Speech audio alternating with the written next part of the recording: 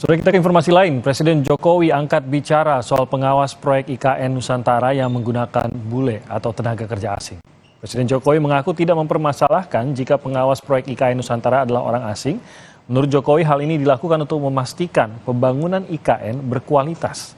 Presiden menyebut rencana yang diusulkan dalam rapat adalah untuk posisi pengawas dan bukan mandor.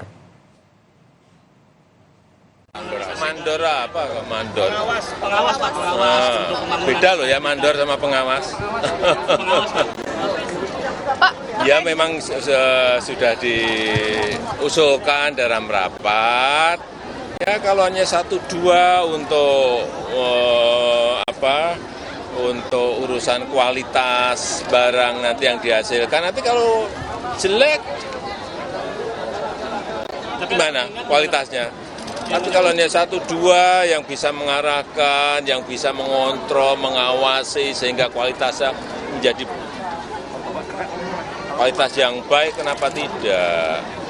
ini bukan karena ingin menggayat investor asing ya Pak? Bukan Apanya? menggayat pengawas asing. Enggak. Ya karena kita ingin menaikkan level kualitas kita. Jangan sampai nanti hasil akhirnya kayak SD Inpres mau. Sebelumnya, Menko Kemaritiman dan Investasi Luhut Binsar Panjaitan menyebut untuk memastikan kualitas dari proyek IKN, pihaknya akan melibatkan tenaga kerja asing dalam hal pengawasan. Luhut tidak ingin pembangunan Istana Presiden yang waktunya terbatas ini tetapi kualitasnya tidak bagus.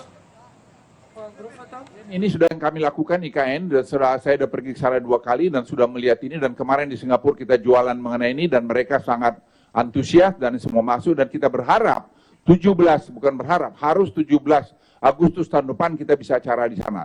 Tapi kualitas pekerjaan itu menjadi kunci. Oleh karena itu saya lapor Pak Presiden, pengawas itu kita terpaksa dengan segala hormat kita pakai bule-bule untuk menjadi kualitas.